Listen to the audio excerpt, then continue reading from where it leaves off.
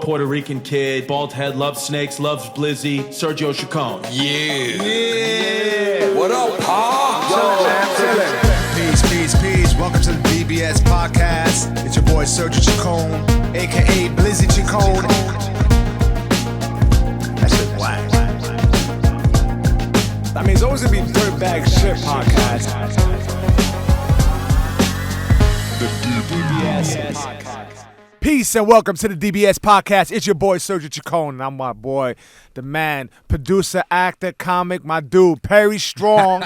What's good, man? Good to see you, motherfucker. Likewise. The butter soft leather. Yeah, I figured I'm coming to the city. I'm home alone a lot, so let me try to look like a grown up and put on the J Cars leather. That shit is tight. Yeah, this is crazy. This is worth more than my car. That's a nice fucking leather. Yeah, this is like. And I love the colors, the olive. Bro. It looks like Burmese python. It's smooth. Dude, like Burm. There is one. The next level up from this is made out of python. It's delicious. It's buttery, and I don't go out enough to wear it. So thank you for getting me out of my house. I like the way you wear it. It's like a white long sleeve tee. That's it, man. This shit is COVID. This is it. It's not actually a tee. A white long sleeve shirt. It's soft. Trying. We're keeping it soft, man. Just in case I see somebody, I'd hug somebody right. This guy, I'm looking too good for this shit. Yo, Perry Strong is an interesting name. I've always thought that it sounds like a porno star's name. It is. Is that your real name? And I'm the third. Perry Strong the third, nigga. Damn. There's three. Part of it. Yo, I'm part of a certain lineage. Bro, you know what's crazy? If you knew my father and my grandfather, you'd be like, do we need three of these motherfuckers? You wouldn't. Like, why would you name? I'm shitting on myself right now. I will shit. I'll do it. I don't care. I'll be like, after my father, I'll be like, they should have named me fucking. Explain. Else. How so? Well, you know, I mean, listen. So I know parts of my family heritage. I mean, my father was a criminal. You know, my father did 21 years in prison. Wow. Yeah. So, like, he was a pimp, and he was a drug dealer, and he killed people, and we're going to jump right into this podcast. It could be like, you don't even know nothing about me. Like, damn, this nigga just got pain. Damn. I saw my dad kill people when I was, like, my dad's was crazy. He's gone now. Wait, did you grow up in New York? Yeah, man. From Brooklyn, born and raised? Hell's Kitchen. Well, so my whole shit is Brooklyn is my base, but when I was with my father, we lived in Hell's Kitchen. Which, by the way, Hell's Kitchen is an interesting place. First of all, the name sounds terrifying, but even to this day, I consider it's like the, what do they call? They have the button factories, like clothing factories. Oh, in the industry. It's like the garment district. It's a garment district, yes. That's exactly what it was. It still has a lot of seediness to it. It's grimy to this day. It's grimy as fuck. I mean, that was gay grimy. Yeah. Now it's like niggas be trying to. There's pockets of it. It's like methadone clinics, and they peek out of the alcoves. And like, oh! And there's like medical spots up there. There was that one fucking, was it Bellevue or something? One of those, like, it was like a mental institution, like on 52nd Street, I think. Yeah, but that's towards the east side. Right. That's Hell's Kitchen, yeah. Hell's Kitchen is, you're right. Hell's Kitchen's west. No, there was a medical, that had something to do with Bellevue? Because Bellevue's all the way on the east side. See, I'm confused. Never mind. I'm going to shut the fuck up. But either way, that area is super like seedy, but it's it has an old New York charm to it. Garment district. Yes. There's still like one or two button factories left. Yes. And then you see people with the carts with the fabric and shit. And to this day, there's still like a little seediness. And so that's where you grew up. That's where I was until, let's see, I was there from I think like 3 to 6, and then we were homeless. And then I lived in Harlem. And then both my parents went to prison, and then I got adopted by my family, and I lived in Brooklyn. Was like, things were better. Okay, so that's what happened. I got adopted at like 8, 9. Did you know the people who adopted you? Yes, friends of my family. Yeah, it was my godmother basically. It was like, come on, come stay with us. That's wild, bro. Yeah. I got hooked up. I got saved. I'm one of those guys. I'm very fortunate. What's your background? You half black, half white? Half black, half white, like black, German, Jewish, So Swedish. your father was black, your mother was white? Yeah, the American classic. Yeah. You know, it's rare the other way. And more now. There's more now. Yeah. More now you'll see white dudes with black girls. Yeah, that's interesting. Yeah, back in the days it was almost like all black dudes. But also it's fucking with white women. But it's also one of those things that's so fucked up when it's like the black dude and the white girl, they have stories like mine, and it's the white dude and black girl. It's like, oh yeah, no, my dad was a lawyer. And how'd your parents meet? Bro, the story my mom told me, my biological mom's still alive. She said that they met at the Playboy Club in like Miami. My mom was a Playboy chick, you know? And, you know, my dad had game.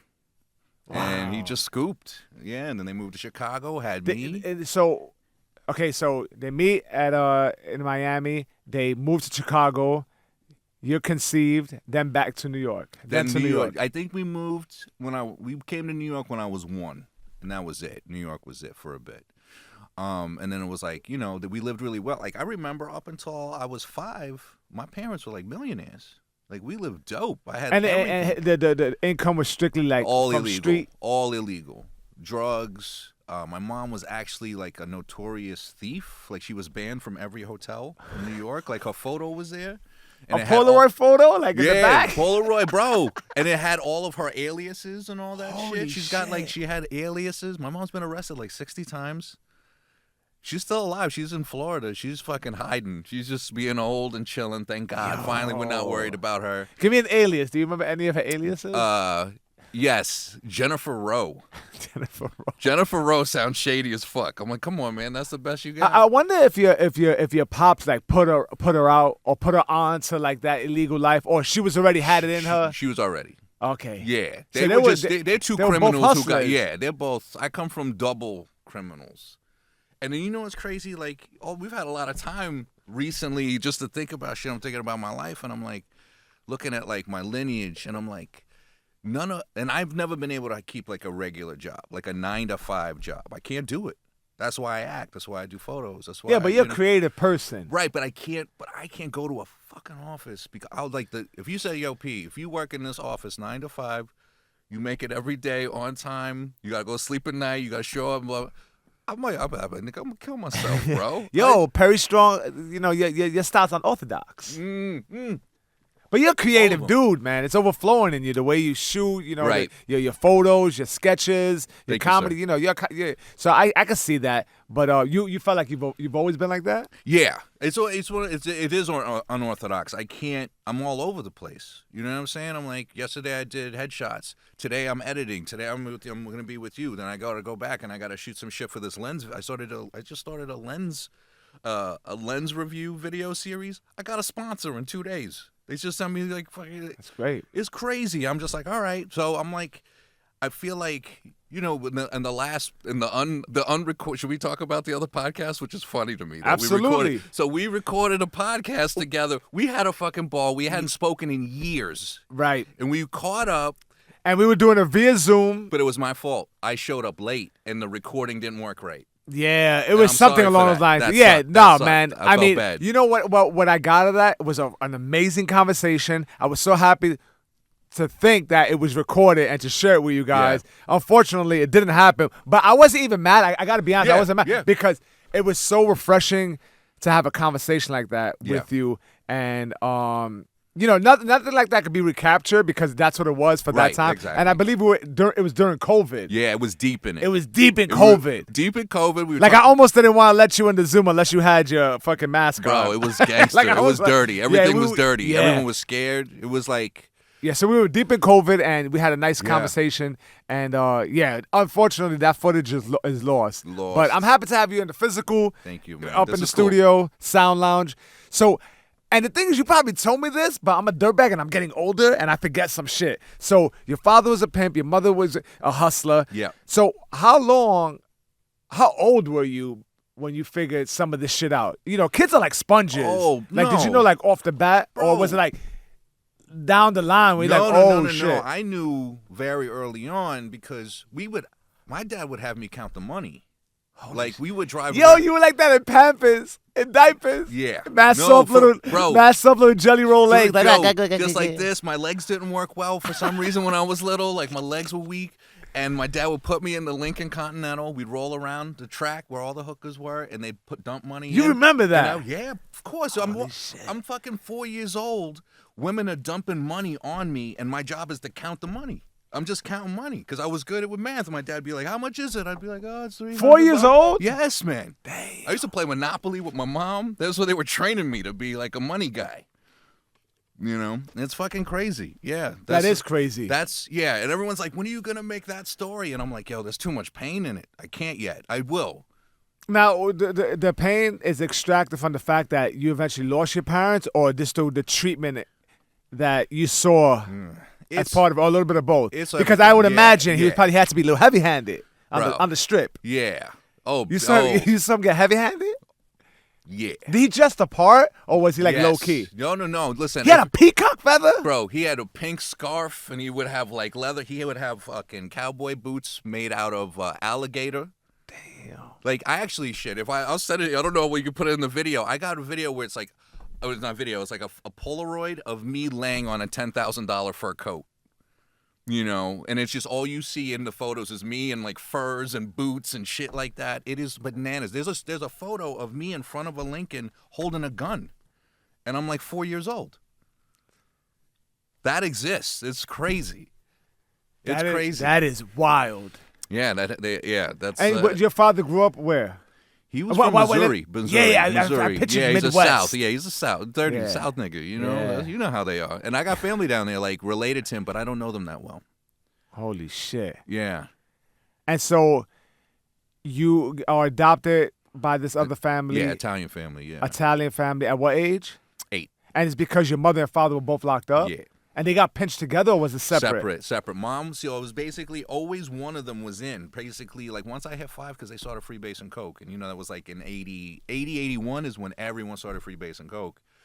So they went from being like legit to being messes. So they started fucking up, getting arrested, you know, all these things. So always one of them was in and out. But usually someone was there to take care of me. Then they both went in. Oh, shit. In 84. I think it was August. And it was like, the cops were like, where do we take this kid? And my dad's like, take him to Brooklyn. Take him to his godmother's house. I mean, thank God they had enough tact and sense, and the cops even allowed that to be an option, because you could have been in the system. And the foster care system is no joke. It. That's scary. That was it. My sister was in the my sister like group was homes in and shit. Yeah. She just got adopted. They took her straight out because that's a longer, darker story. That'll take over the whole podcast. But yeah, she had that. But then she came out, and we lived together from like my teenage years. So you're adopted by the Italian family. They're friends of your mother and father. Right. They're your godparents. Yes. And did they have any kids of their own? Yes, my mom has a son. He's around. That was always a little weird because she would be like, Perry's my favorite. Say that to her son. I'll be like, bitch, what are you doing? Stop causing problems with this motherfucker. That's why this nigga don't like me, bro. I was like, God damn. Was he older or younger? He's older. He's the same age as my mother. So, you know, because the woman who adopted me. That's a mean thing to say. Yeah, man. It's really, but no, that's why, like, after she died, me and him kind of fell out. Because, like, she didn't really set it up for us to be close. Yeah, you don't do that. Come on. Everyone got their shit, right? God damn. I mean, listen, my mom was dope, but some of those, you know, even moms are real people, too. In the world of girl power and everything, we all have great things, and we all have some serious fucking flaws. I know. It's a weird thing to tell your biological son. Bro, that put me in a bad spot. You're like, I was like, what are you doing? Like, what are you? I'm like, you're trying to hook me up. You know, maybe she's overdoing it because I'm the kid who lost his parents, but like that's too much. That's an overcorrection. You know what I'm saying? It's like just we could both be your favorite. As a young kid, were you always creative? Yeah, for the most part. I mean, I think I started taking photos when I was like 9. As soon as they gave me a camera, I'm running around taking photos. But I didn't really get into it until probably college, and then I stopped. Because I wanted to do motion picture stuff, you know. So I'll keep going back to photography. I always wanted to make movies, you know. I'm jealous of these new kids, 13, 14. They got everything. Use the fucking camera phone, and they can edit everything. You can do that shit on the phone. Everything you could do, and it looks dope. Yeah. You know, it's yeah. But I've always done that. So yeah. I've always been involved with that, and plays and acting and all that shit, you know. I'm taken aback by the fact that you've seen that much at such a young age, and then it allows me to understand why me and you have similar stories as far as like our drug use and alcohol Yes. use or whatever. Because we met during that time. Yes, we did. I met you in Mercer stand up. We both doing stand up. Right. And we used to get high together. We used to get fucked up. Yeah. And when we reconnected, we were in both different places. Very. Yes. Yeah, like we were able to look at each other Yeah, like in the eye with clear eyes. not looking down, not like we're yeah. doing this again, looking know, down at man. each other. Now it's like, oh my God, you're healthy, you're good, everything's good. And it's not always like that, man. When you get sober, there's a lot of people who you'll bump into. Like I'll bump into like an old drug dealer. Yeah. And I can just see them like doing a bachata step, like they think they're gonna get money. So they're like, oh my man Sergio, and they're like doing a salsa dance. Yeah. You're like, And I'm like, no, I'm good. Sometimes I cross the street or I pretend I'm on the phone. right. That's always uncomfortable. But there's always that slight pinch of temptation. That's like, just a slight. it's a little. It's like, Sometimes it's a complete turn off and I get mad. Sometimes it's I'm indifferent towards it. But every now and then it's like, he probably got something. See, this is the thing. It's not for people. For me, it's loneliness. You know what I'm saying? Like, I miss when I was drinking and getting high and all that shit. I always had so many girls around. There's always so many friends around. Nigga, I got sober. That shit. You're just alone. You're like, oh my God, just everyone evaporated. I mean, and there's certain people I had to stay away from to get sober, But then it's like it's like that constant, the part when you're a constant party, everyone wants to be down. When it's like, no, I'm serious and I'm doing work now. There's some people who want to be a part of that, but it's like it's lonely, man. Like shit. Back in the drinking days, coke days, I'll fuck 5 girls in a week. Now I think I've fucked 5 girls since I've been sober, nigga. In like 5 years, it's like, it's crazy. Yo. The numbers change. Yo, so you would, but given, your immediate like upbringing, Right. There's no doubt that you would be a young man who's over sexualized, who was like that's what you're tapping into. You seen pimps and hoes, yes, dude. You I mean, listen. As long as I can remember, women who were pretty much naked in the streets. You remember you used to see on 40 Deuce girls with tits and everything and lingerie. Those girls were hugging me and holding me and feeding me, like nurturing you, right? Yeah. So I love, and you know how to move around those people. Yeah, you felt comfortable around those people. Bro, this is the problem though, is that now I don't like normal. I like hoes. Yeah, It's tough because it's like that's fine to invest in that. In your teens, in your 20s, you could have those loose wild women, but I'm fucking in my mid-40s. I'm like, I need a teacher, a nurse, I need. Teachers wild out too. There's a lot of stress. It's funny that you said that. Every teacher I've hung out with, I'm like, yo, you're teaching kindergarten tomorrow? Bro, tomorrow. I've had it where a girl's like, I gotta leave. I'm like, where you going? Work. Wait, and we're like this is back in the party days. It's 7 a.m. She's doing coke. She's like, I gotta go leave. I teach 3rd grade. You're like, what? You disgusting bitch. That's I love wild, you, but I love right? you too, That's wild. I fucking love that shit. Dirty. So, how old were you when you started to dabble in it? Like, I was like 13, 14 when I first started drinking, and then for years I didn't know it was a problem until I started getting into a business that accepted drugs and used to be part of it. Promoted it. Absolutely. My peers were into it. It's a lot of my peers. That's funny. Yeah, I could see.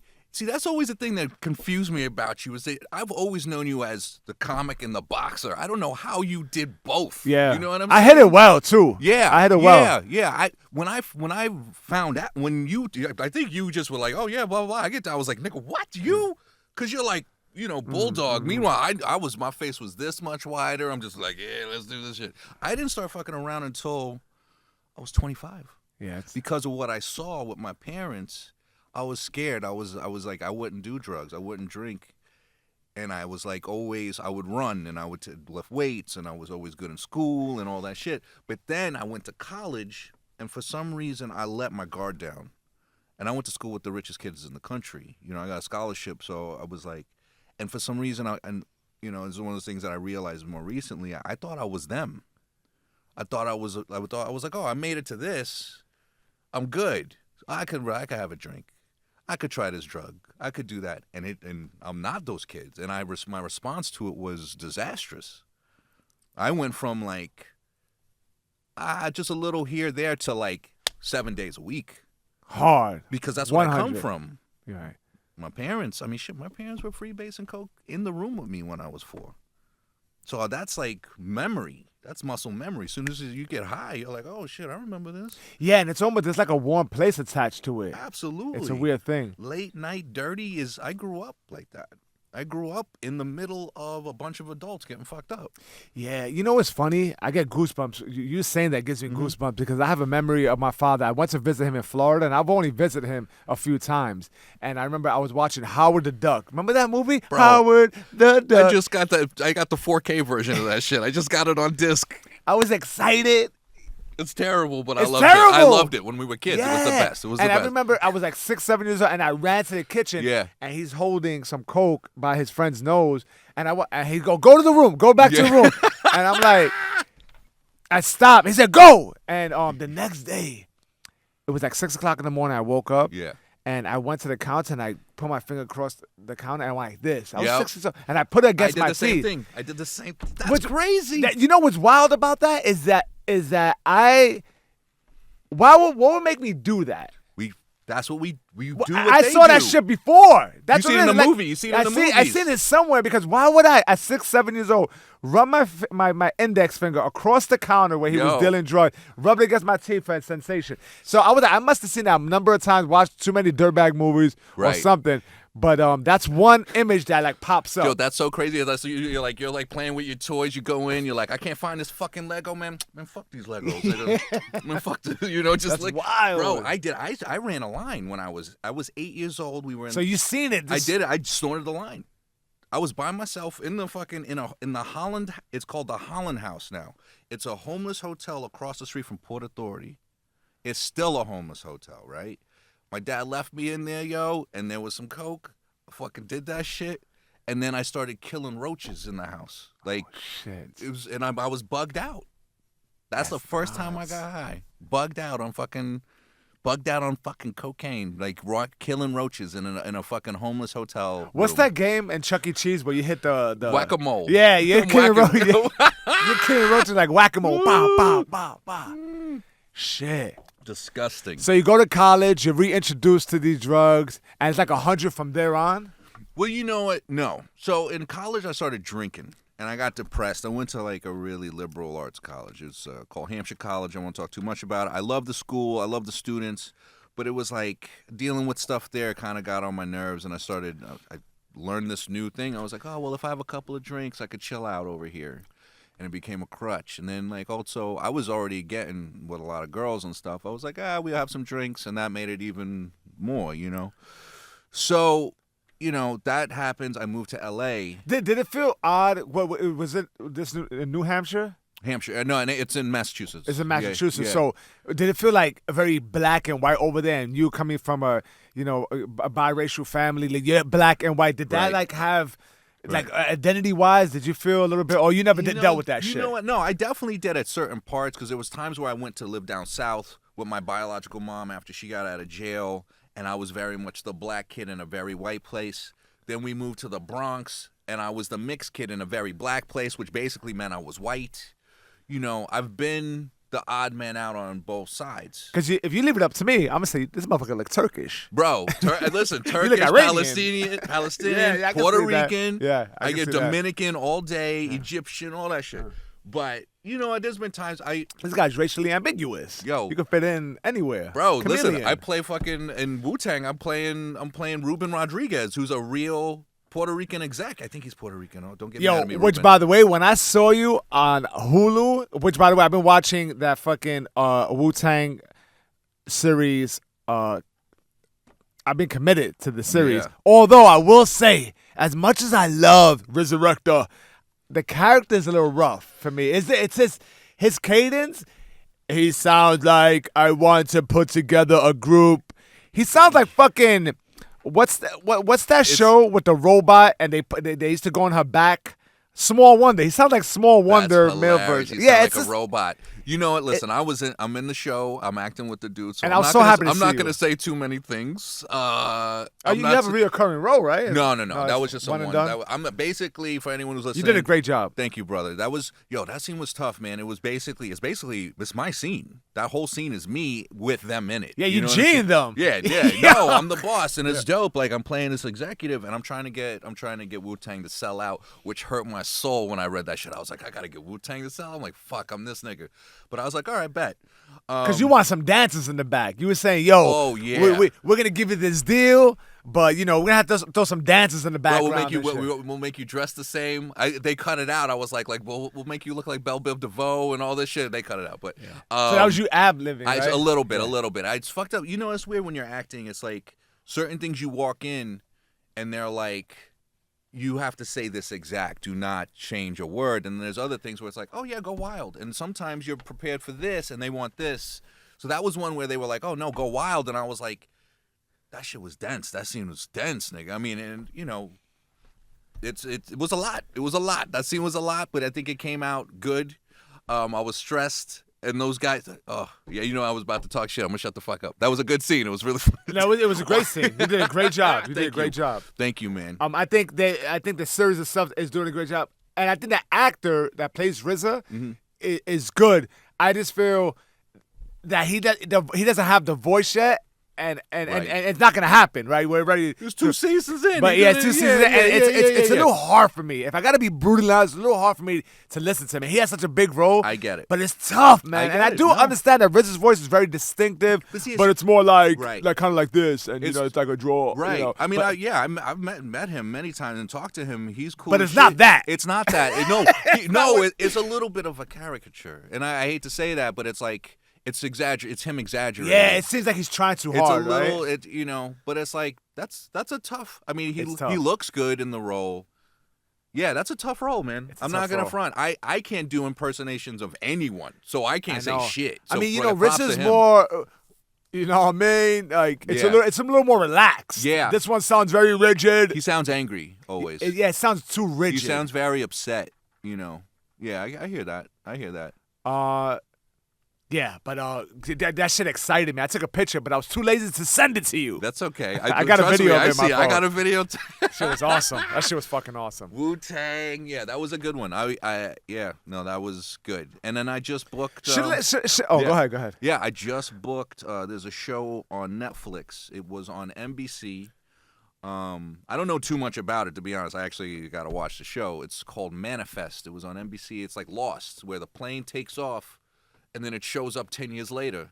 And Okay. everyone on the plane's the same age that they were when they took off, but the world has moved on 10 years. That's wild. So, yeah, all I know, I'm a recurring character starting next That's month. exciting, man. Yeah, Congratulations. Yeah, thank you. Yeah, that's cool. It's my first one, and I know I got a couple of episodes, so, we'll see. I'm playing a police captain. We'll That's see. dope. Yeah. Shit like this doesn't happen reoccurring and consistently when you're getting high. Do you find that, like, right off the bat? Would you Bro. say that your life has changed so much for the better where Sergio, just good yeah. energy is coming your way? Bro, At listen- first, it feels like it's not.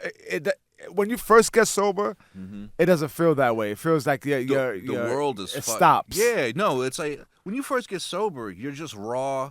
You're missing your medication almost. You're like your field of vision is very narrow. And every year that you're sober, you see wider and wider. And listen, none of this. That's a great way of putting it. Thank you. None of this. I mean, I'm 4.5 years sober now, and it's really crazy. Like, I have friends who are very successful who stopped talking to me during those party years because they were really disappointed because I was the dude with all the potential who was shitting it away on coke, and whoring and being stupid. And it was very clear. So when I was like, listen, I'm going to get I'm getting sober. I'm sober now. This is what I'm going to do. Still, your friends are looking at you like, nigga, you 41 years old. You going to try to be an actor now? And I was like, yeah, I'm going to try. Let's see. There's no way this happens. I've booked 13 roles in 4.5 years. Maybe less, 4 years. And it's like, it's all thanks to fucking being sober and being present and I'm never hungover. I'm never missing the phone call. You know what I'm saying? I'm never missing the opportunity, and I'm always ready to do something. And your confidence skyrockets. Every day. Like the talent you have, Yeah. you show up to that. You can have Yeah. the talent, but like Yeah. you're there, you're backing it Yeah. physically and Yeah. emotionally. Like you Yeah. can stand behind Yeah. it. Yeah, I mean, look at you, bro, compared to dude, I look Seller. He's there. You're going here. You're traveling, bro. Think of how much better our lives are. Absolutely. 100-fold better. It's crazy. It's, Yeah, I just the what I can handle. Everything is so much more manageable. life is after running your life high. People ask me why I'm a good actor. I was like, because I had to act like I wasn't high for 10 years. I was going to work, shooting TV shows, doing this, doing that. And I had to act like my eyes weren't going like I this. know on it's the such an inside. odd thing because when you're getting high and then you have to like live in real life and deal with like sober people. Yeah. That's when it's like really tough, right? So because hard. So hard. we have enough sense and compassion, and love for ourselves still Right. that you feel so ashamed and you feel like why can't I stop? I remember feeling like that. Like Yeah. that's when someone's like, why can't I fucking get a week clean? Right. Or I'll get 2 weeks in, then I'll feel so overly confident. Oh, I'll just drink on the weekend. And it always got me. It always go back to the same. Yeah. It's a vicious cycle. It's a vicious cycle. We can't do it. We You can't even do a it. little. And Not even a little. Not even a little. There's no way. Yeah. There's yeah, no way. Yeah. And the funny is, there's some people who be like, "Oh, you'll be able to drink again." I'm like, I'll be honest, I don't want to. Why would I risk it now? There's too much at stake. I've told people, and I'm always I talk about sobriety a lot, even though I'm not in the program or anything like that.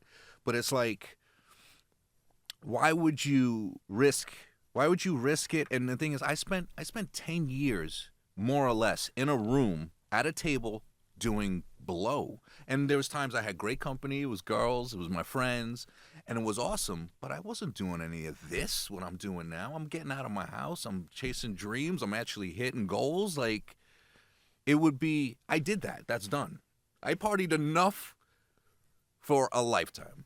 Well, what was the point where you knew you had to get sober? Because people could tell you, but you gotta want that shit. Yeah. You know what? I got sober in 2012. Actually, bro, when I got sober, that's when I met you doing You Good, the short with David Foster, the Sauce, our short. So that was me. You were so mad at me because I'm a dirtbag. I couldn't remember my lines. This motherfucker, but that was great. It did very well, bro. Dude, that was You the good? Thing. You remembered your lines perfect enough for me to cut it together. You're dope. I made in you it. work. You're dope in there. You definitely made me use all 3 cameras. Like tick tick tick tick tick tick tick. But no, everyone's like, who is that? That guy's fucking great. Oh man, that was awesome. Yeah. It did so well, Bro, it got 100,000 views, and this is in 2013. 100,000 views, and then people recognized me from that. A couple of times walking down the Yeah? street, be like, "Yo, you in that You Good That's sketch?" I dope. was like, "Yeah." That's so dope. That a couple of times. That's so dope. That's short, and that's the thing. That was 2012. It was a very original. Explain what the sketch was. It was about pharmaceutical companies acting like drug dealers. So basically, it's You Good. It's on YouTube. It's on Vimeo. It's all that. It's under either David Foster or Perry Strong. You Good with an exclamation point. Basically, it's a comedic take. It's like it's setting up the pharmaceutical companies as drug dealers on the street, doctors as pharmaceutical reps on the street, and it's showing really just how we really are getting gamed by the pharmaceutical thing. It really is a racket. It was very clever. And it's fun, and it's hood. And, dude, people responded to that so well. You know what I'm saying? David Foster wrote that. I did the editing, co-directing, all that stuff. I kind of was like, all right, making it happen. But he wrote a really great script. That was really good. I read it. I was like, yo, we shooting this next week. And we did. That's dope. And then I made that other short, The Stick. And that's when I was like, oh, yeah, this is it. But then because I was in love with this girl who was an addict, and I kept her around, I ended up relapsing. And that set off another 5 years of pain, And then that's when I wanted to get sober then. I wanted to get sober with her and have a life and a family. And she was not, we were not in the same place. It was bad. Still love the girl, but total disaster. Is she clean? She is clean now. But we tried to talk sober. There's too much bad past. You know what I'm saying? There's certain things that get burnt. And it sucks, but that's how it is. But then what got me sober, dude, it's funny. I did that thing when my mom passed. I got a few bucks, and I was like, I'm gonna use half the money to party my ass off, and half to get sober, and that's what I did. I was like, I drank every day, I did drugs every day, I was fucking every day. I got sick from it, and I was like, yo, July 4th is the last day. I didn't make it to July 4th. I actually partied July 2nd, 3rd, into the morning of the 4th, and I passed out. Oh shit. Passed out. And so you would go like on benders where you wouldn't go to sleep for 72 days. hours. But this is the thing. I mean, and where would you be in your home? my crib? Yeah. And the neighbors wouldn't give a fuck. Oh, yeah. Nah, my crib's like a bunker. You come get headshots. Yeah, Come get headshots, and you'll see the crib. And it's people huge. will be just hanging out with you for days. Oh my god, dude! I would have strangers in there, fucking hook, everything. It was. You ever bad. had a weird situation where, like, you know, because they're not now, you know, friends are inviting friends. You ever had some weirdos come into the crib and you're like, this guy looks like he steals? Oh yeah. Oh, I definitely got robbed a few times. But the thing was, it was like always some stupid shit. I actually, there's one painting. A friend of mine is a famous painter. He gave me a painting that I know someone robbed, and I think that shit's worth like $25,000 now. But you know, I never had anything that bad. I had someone steal like an iPhone charger, and I was like, this motherfucker. Listen, you know what's crazy? The worst shit I got stolen from me partying is my ex. Me and my now ex, the one that I was just talking about. We went. Did I meet her? I don't think You met her. definitely met her. Because I remember you came through with a girl. Look, we were both actively using. Yes. And this is some real gritty, seedy shit. Yes. And yo, Perry came through. I was like, yo, what you got? And he came through, and he sold me a bag that was half done.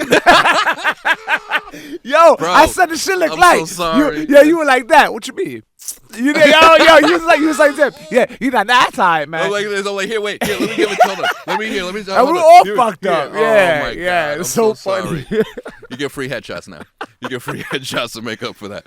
Oh my God. That's funny, right? Dude, I'm so sorry. Yo, That's we all awful. been there. You kidding me? God. Yo, don't, You yo. couldn't leave that shit with me. If I was ever retrieving, like, if I was ever copying for someone, you best believe I'm taking 2 condazos, Bro. like 2, like Bizu one, and there's your bag. I'm like, yo, this is a 20? Yo, not anymore. But you got a little something for you. You got an 8. Yeah. I took 12. Oh God. Take one of those that make you vomit. Yeah, Oh, like God. it's just obnoxious. It's like, but you pull it up, Gully, it's like this gully. fucking falling off the key. It looks like a What's- Klansman when hoodie. When you see someone's got a full rock Yeah. in the hair, in the facial hair, Yeah. you're just like, that's enough to make a line. Yeah, All right, we gotta yeah, stop. yeah. Right. The bad good old days. Jesus Christ. I don't miss it. I miss being social because I'm a lot less social, but I'm also older. You know what I'm saying? It's that weird mix of like going from even a little more more social than you should be at a certain age, because I stopped at 41 and I knew I would look bad. It was like, you're the old dude partying with all these young people, you know? I know. I've always thought that would be weird, like looking at myself in the mirror and taking a hit and have like a few grays in my beard, like, Yeah. oh, I'm that dude. Yeah. Yeah, and I saw those dudes when I was Yeah. young and partying. There was always that one dude, like, oh, this motherfucker. Yeah. Yeah, he always had a little more money. You know, Yeah. he was a little more organized than all of us, but he hung out. Right. And I was like, this motherfucker's a little annoying. You know what I'm saying? Like yeah, this he's old hanging out nigga. with young girls. This Like they're old like nigga 20. here. Yeah. Why You never really creeping? respected that dude. No. Unless they were like a GG, but Right. if they're just hanging out. If that person may enhance the whole situation, you know what I'm saying? Maybe you respect them for Yeah. some other reason or something. But if they're just hanging if it's out, just random old nigga, you're like, random old nigga need to leave, yo. for real. Like, you know, you hang out with him for a couple drinks at the bar, but the next move is like, nah, we gotta shake this dude off. Dude, And we could have been that dude. bro. I mean, 41 is. I mean, it's not crazy. Did you ever feel like that, hanging out, and that people trying to shake you off? For sure. I'm walking in a club. I'm in a club in a tank top and in bad shape, but I'm coked up, so I feel diesel. You know what I'm think you saying? was shit, I'm right? on Molly, so I'm fly. You're like, no, bro. You look bad, dude. You go home and do some push-ups. Yeah, and Get you on know, and Noom. it might get that real. Like, you know, you might be in the middle of a nice high, and someone's like, "This old motherfucker." Like, you ever been told some wild shit like that that just hurt your heart? Yes, don't definitely. remember though, right? No, dude. All I do is try not to remember. You know how many times something will pop off, and I'm sure you have this, where you're like, something will pop off, and you'll fully relive one of your party fails. and you're like this, and you know you're just staring into nowhere. If someone walked in and you're just like this, staring into nothing, and meanwhile you're feeling this most embarrassing moment. Yeah. You know, like you're just, you're like, oh, Yeah, I have a my God, compilation of them. Yeah, you're just I resurface every now and then. so mortified. You're like, that was my behavior, bro. They saw me like this. Oh my God. You know, one of the worst things that pops up every year are photos. People have taken photos of me while I got the lockjaw of this. Facebook memories. Yeah, Oh, you know, I like. bro. There's no way to get rid of them because someone else took the photos. You So gotta they upload untag yourself. You're like, untag. Yeah, that's what I gotta do. Cause I'm like this a lot, and every year I'm like, oh God. And there was this one time, this girl was just obnoxious with the camera. She wasn't even a photographer. We were at a club, and I remember I had like a white shirt a long thing, and I was like this, like mid, like dance move, like mad, like in the middle of winter, mad white, pale. Yeah. Unwell. You're just generally unwell. You're like, God damn, this nigga's not doing too Whack, good. yo. You're like, this nigga, he hasn't eaten. He's not drinking water. Yeah, he's just doing coke and drinking liquor. Yeah, and I had like a sweater that I definitely dried way too many times. It was a little too short. The sleeves a little too tight. But I'm like this. But you fly, though. But you fly because you feel good. When you feel good, you look good, supposedly. So whack. Oh, my God. So you had enough, right? So July 5th hits, and you gave yourself a timeline to get sober. Oh, I was a day. I called the day. I Babe Ruth that shit. I was like, look, that right there, that's what it is. The last few days, I partied with that ex. We went straight through. There's all kinds of videos of us wiling out. And it's kind of dope. I could see it. I see pieces of that last run, and you know the sex tapes are banging, but the conversations and what we're saying and how we're behaving, you're like, yeah, that needed to end. You know what I'm saying? So it's you just recorded sloppy. all of it. Yeah, there's video. Yeah, we would be videotape each other laughing, making videos because you remember. That's what I do. I'm you know. So when you screwed up, you're fucking recording stuff, and it's like you're like, oh yeah, wow, we're just obnoxious. We're just on drugs and drunk, and we're arguing about nonsense. It's wild because at the time it seems like so important and so grand, and then you listen to yourself. I've done that shit with writing. Bro. Like I would write when I'm under the influence. Think you wrote I'm like, this is fucking garbage, hot garbage. Yeah, bro, you're misfiring. The brain is misfiring, and it's crazy that you think that you're hot. You think it's so you think you're the shit. You think it's so much it's the most misdeception. There's so much your misdirection. You know, and deception. You're just like everything's off. You don't honestly know what's up, and it's as you get older, it's worse. You're more like out of it. Well, it really affects you physically because bro, you're slow moving and shit. Bro, I mean, I could say now 5 years. I mean, see, like I said, you're an athlete, so you probably physically just spit that out like in a year because of all your stuff. It's well, remember I got sober, then and then 6 you got months, sick. and then I got cancer. You know, so shortly after you get sober, hold on, 6. So I get sober in July. I find out I have cancer in May. You know, so then it was like, oh, shit. But the reason why is because I got sober. No, I didn't get cancer but the reason I found it.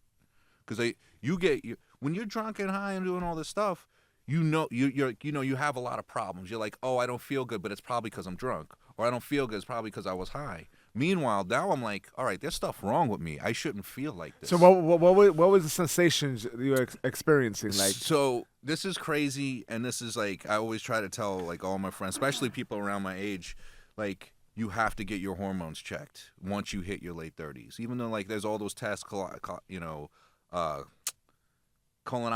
all these things you got to do when you're 40. You should try to do it when you're 30.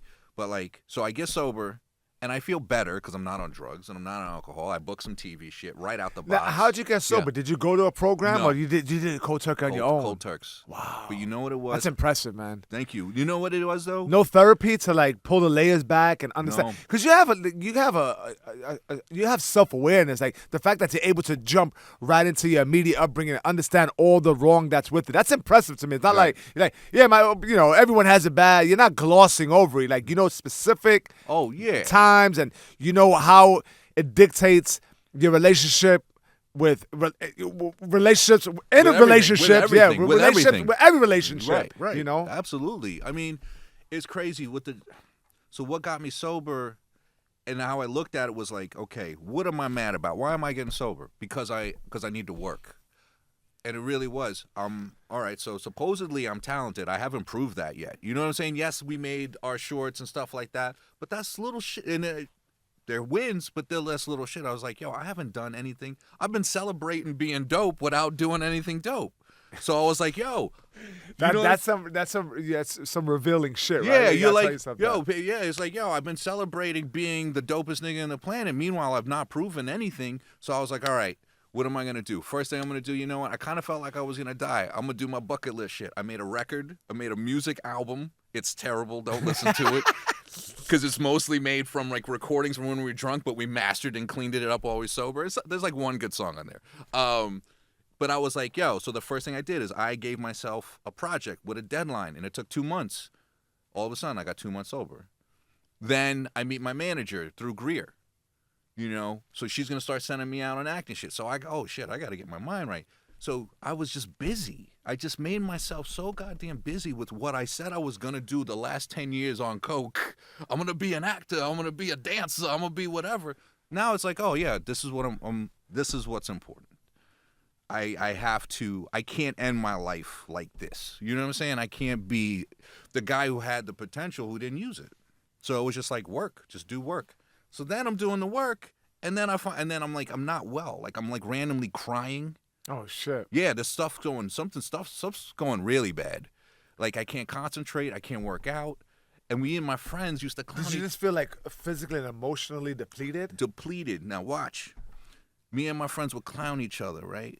Be like, oh, what's going on with you? Oh, you tired, nigga? Oh, yeah, you probably got low T, nigga. You got that low testosterone. Go do some push-ups, nigga. You know, stop being a sissy, nigga, all that stuff. And I was like, we've been making this joke for years about low T. And I was like, yo, maybe I do have low T.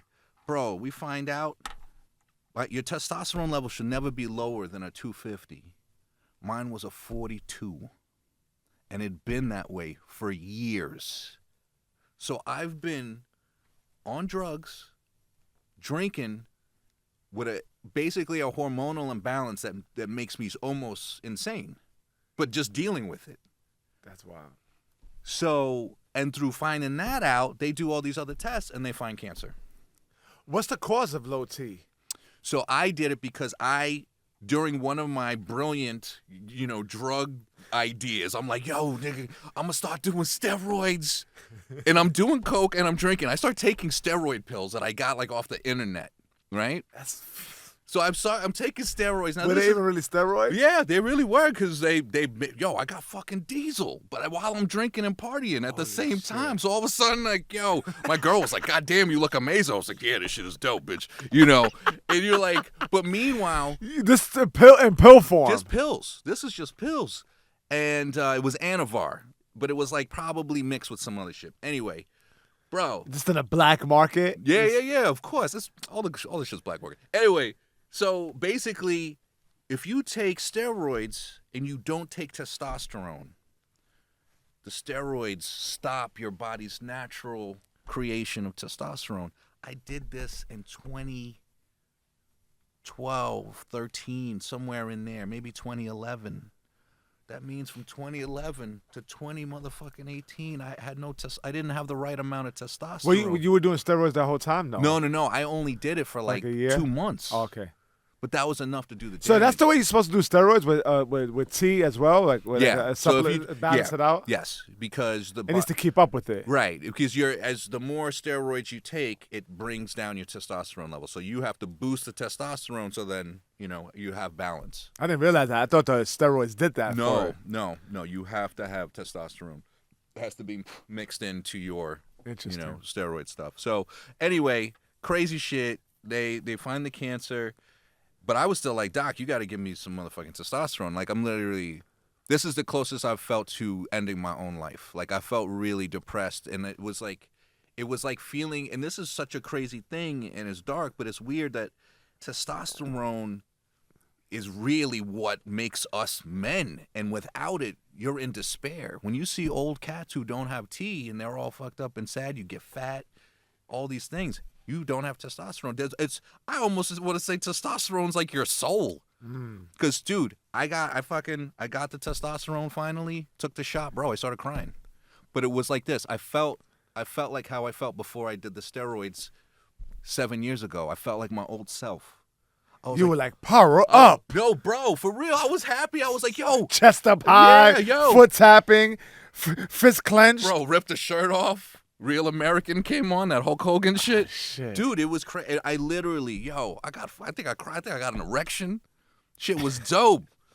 You walking out of the facility like that.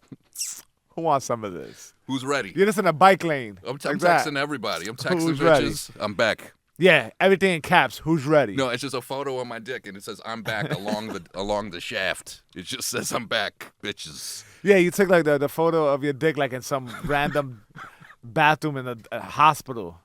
Just like good fluorescent lighting. Bro, when you got testosterone, you take your dick, you beat it on the sink just to hear the weight. Send a video to the girls. All right, never mind. So yeah, man, fuck. Yeah, that was it. But once and dealing with the cancer was bad, but we got through it. Wait, hold that thought. I don't know why is that? If you send a dick pic, you want to like knock it against something, like because you gotta. I think in the past I've done that. Of course you like have. on a BlackBerry, I was like, yeah, I'm gonna make sure that I knock over like some hairspray or something. You gotta with be this like, shit. she gotta know that this can break things.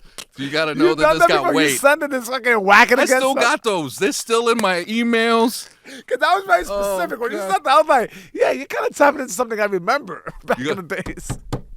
Hey, court's in session, bitches. That's funny. The old hitting it man. like a gavel. The gavel, the hammer. Oh hammer. my God, Lord Jesus. Yeah, the old days. Now, no more dick pics. You know, it's funny. I don't know why we get into that whole talk. I talked to this one chick I hang out with. She's great. She's really honest and cool. She's like, yeah, I love dick pics. She's like, yeah, they're fucking awesome. She loves dicks. But it was, remember when I was doing stand up? You know, it's always like You were a dirty comic. very dirty. Yeah, you were dirty. Yeah. You were naughty on stage. Yeah. Yeah, you turned my face red a couple of times. Oh, I'm sure, bro. I was like, this guy's going in. Open it hard. Dude. I'll get red face for you. Yeah, I know. You definitely have looked at me great. Like I've come off stage, you're like, wow, that's what you're doing. That's what you're doing. It was like a porno set. Like you know what- you come off stage like, wow, I come equipped with very very explicit material for the audience. I'm like, look, I'm the late night guy. It's you know, you could hear a pin drop. Sometimes it was in the good way, sometimes it was in the worst way. Oh man. 2 comics on the bench though. You got to be in one of these. Oh yeah, I would love to. Yeah. That's it. That's a new Yeah. production. Yes. Yeah, you and Greer did the one. How many do you have so far? Is just the 2? All right, so 2 comics on the bench. We started last year. There's only 3. We shot one in the middle of COVID in the winter in my crib, but I didn't like how it looked, so that's never coming out. I might put out some like pieces. Yeah, I like But, it outside on the bench. Outside, you got the depth, black and white. You see, you know you're in New York City and all that stuff. But yeah, there's 3 episodes. And being that I haven't been doing stand up is why, you know, Greer's always a good sport. I was like, look, you know, he is the elder statesman of comedy, you know. So I'm like, listen, I think it'll be really cool if basically he's the straight man and I'm his insane friend who tells him jokes. And this poor man, it's amazing. The shit that's cut out of it is bananas. Because all I hear now is, Perry, you're going to get canceled. Greer Barnes is one of my absolute favorite human beings. That's who we're talking about. And I was talking about him. I'm always talking about him because I see him at the cellar a lot. So I'm always, I just enjoy his company. And I was talking to some younger comics about him. And then we pulled up his special that he did years ago.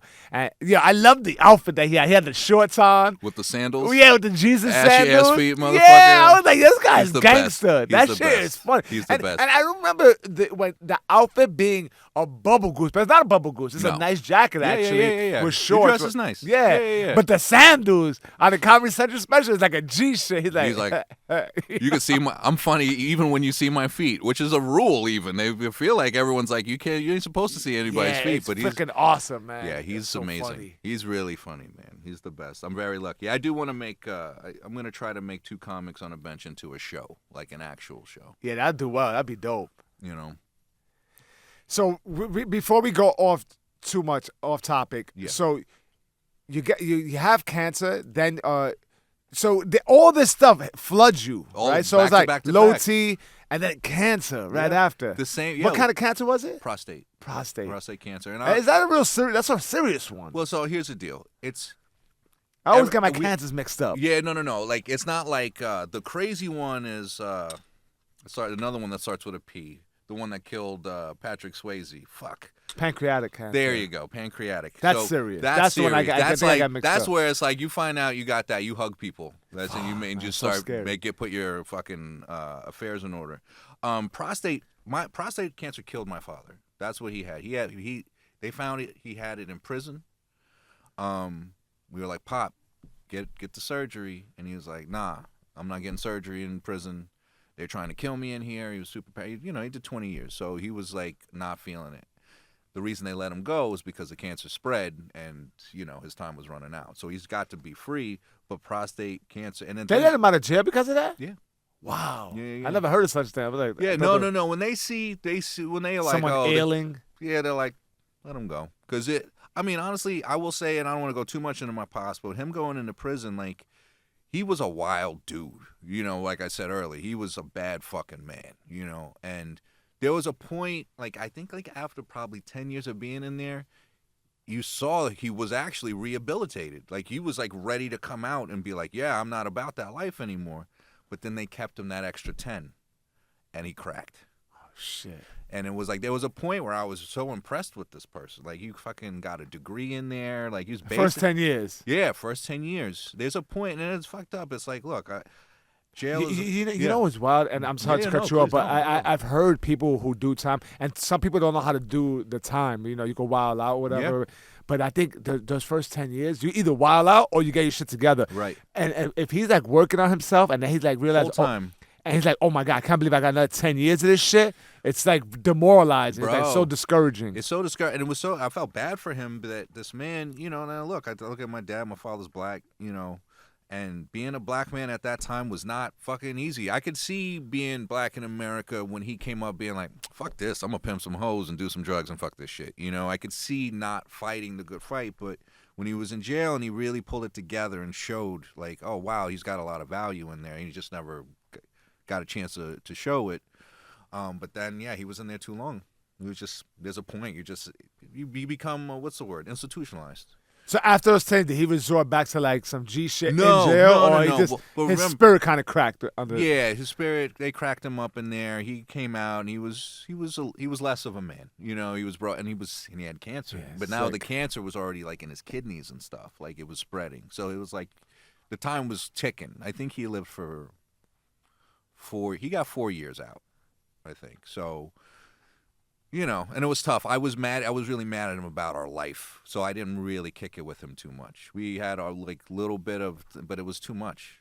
And he said something to me about his father that I ended up being true for me. He said he didn't forgive his father for everything until his father passed.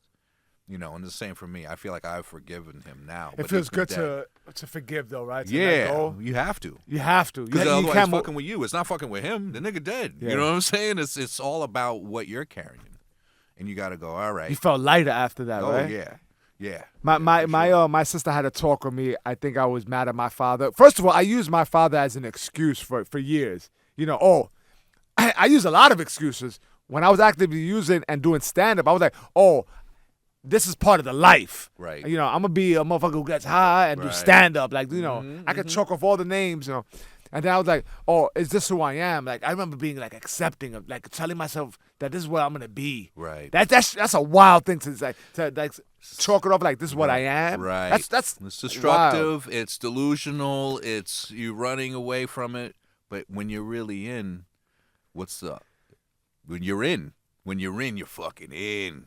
And I remember my sister telling me that, my father was just, that was his life, right? And the way he behaved was because the cards that he was dealt, he was never able to figure it out. It doesn't mean you have to subject yourself to harboring that negativity towards him because It wasn't meant to hurt you. You know what I'm Right. saying? His actions, you know. Right. And once you realize that, it's like you peel that layer, you move on with your life. Yeah, And I no longer feel like angry. Right. And that's the thing. It's like there's stuff. I mean, there's some things that you realize you're like, that's actually personal, and I can't forgive you for that. But some of the stuff where it's like someone's out of their mind, or, you know, it's certain things you're like, you know what, you couldn't help that.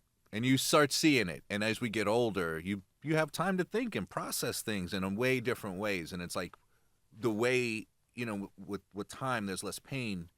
So because pain can color it. You know, your pain colors how you see an event. And then if you have less pain, you look at it a little different. Like, oh, wait a minute.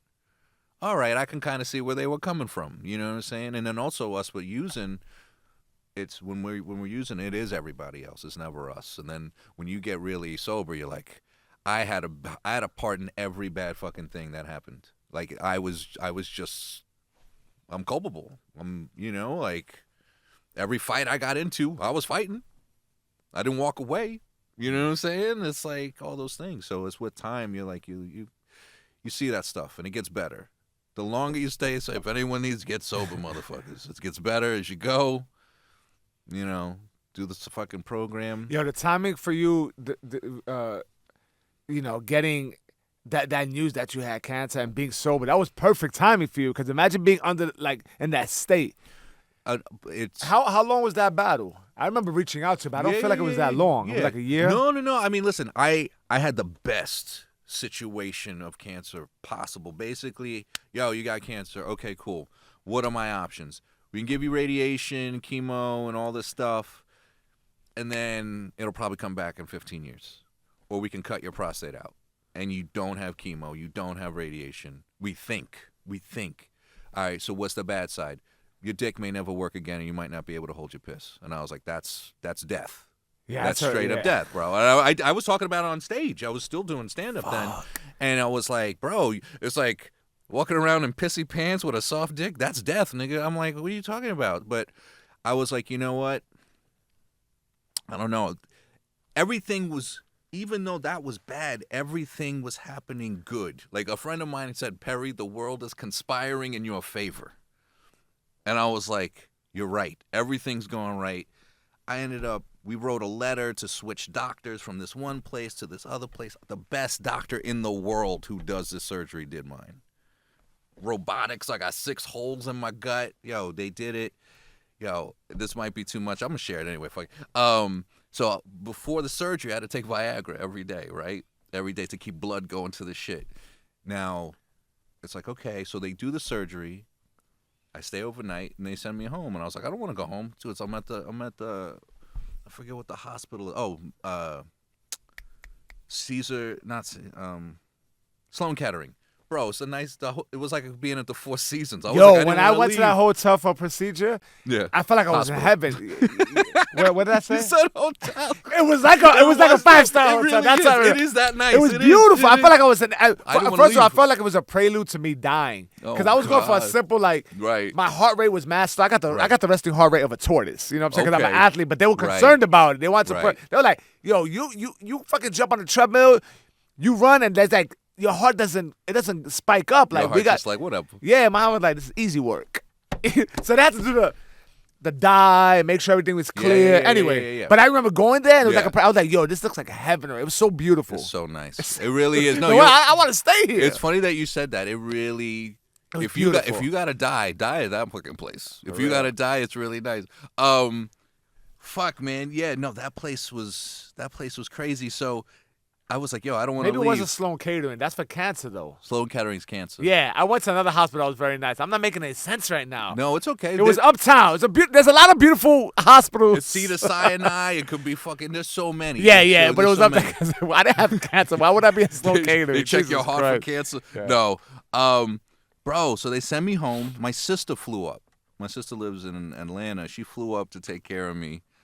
Yo, I got a catheter in. I got the piss bag, all this stuff. I got holes in me. I'm like on drugs, like the pain drugs. And dude, I woke up the next day. Yo, my dick was so hard, bro. But it's hard. But remember now, I just had surgery behind it. Everything is cut open. It was like razor blades. My whole inside, like the blood it's like I woke up screaming. I woke up already screaming, like, my dick.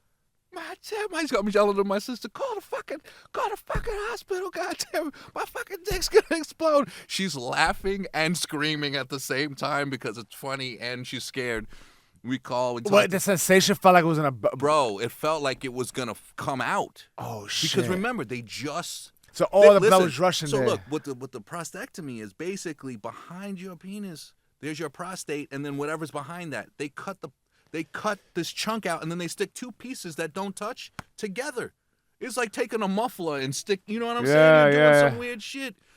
I mean, bro, it felt like, but then I talked to the hospital. They were like, Mr. Strong, guess what? I'm sorry you're in pain, but guess what? Your surgery is a success.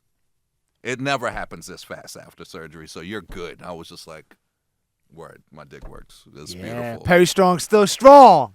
Dick works, y'all. Holla. Perry Strong still got that strong ass dick. Ladies, Perry at perrystrong.com. Why you put your hand in your pocket? Oh, no. That's some you know. Pulling out my mask. God, congratulations, man. Thank you.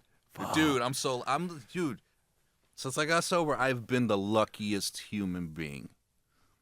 I'm super thankful. I just, it's like, anyone calls me with some drug high shit, like I need to get sober, like, yo, let's talk, let's go get food. I'm not, like I said, I don't do the whole, because there's a lot of people in the program that do all that stuff. I'm just like, look, it really is amazing. And whether you do it with it or without it, most people need it.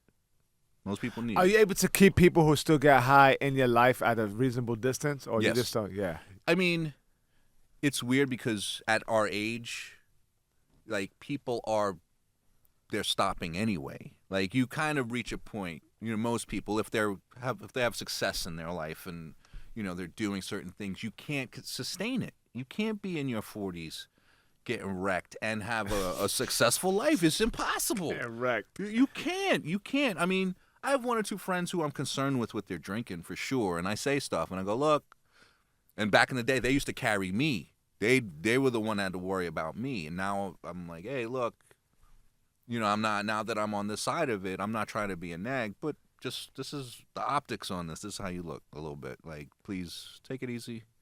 I'm not saying stop. Be aware. And coming off of alcohol is worse than coming off of heroin. Like, the drawbacks to that, if you're not, if you don't have, like, DTs, they could kill you. Yeah. Yeah, the DTs, that shit is gangs. You just start shaking. If it's really in you, you're just like, God damn. I mean, I think the worst come down ever is probably Molly. If you do too much of that Molly, that'll get you because your brain has no serotonin and you can't be happy no matter, like, it's like you're missing the chemical to be happy. Fuck. I never experienced that. I've experienced that with Coke before, but not Molly. Yeah. Like, it was just depleted. I was looking out the window like, yeah, this is easier. Yeah. For real.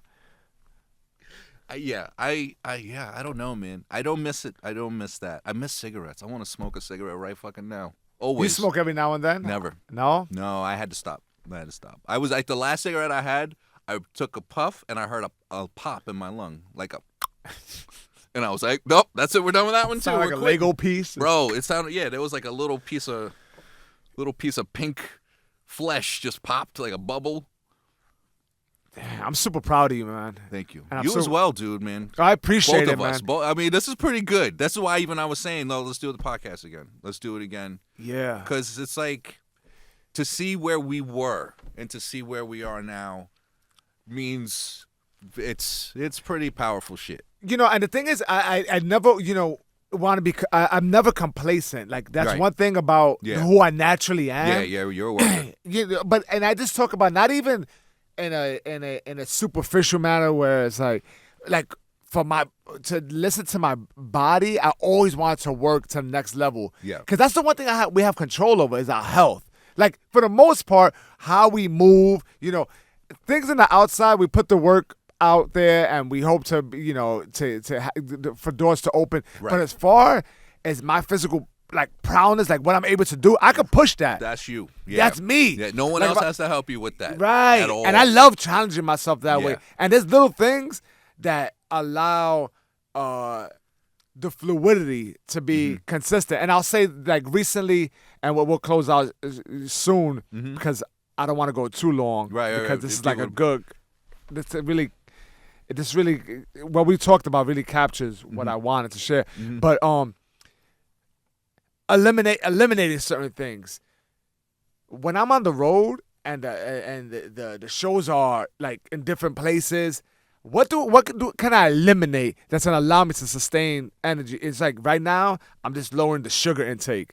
Sugar's the worst. Yo, sugar's the worst, right? And like and the whack ass carbs that like slow you down. And let me tell you something, babe. Yeah. I feel a little bit like a machine, dog. Yeah. Like I work out like twice a day sometimes. you're a maniac. You know, but You're a that fucking wasn't maniac. It's great. I wasn't able to do that until I made those simple adjustments to the diet. Like I Right. always had it in me. I wanted to do it, but my body was like, "Now you tired, my body." But now it's like, you know, I'm just eating. You know, the better you eat, It's everything. It's man, it makes such a fucking difference. Everything, bro. I get tempted like a motherfucker. And it hasn't been that long, but I noticed the positive boost and energy like immediately.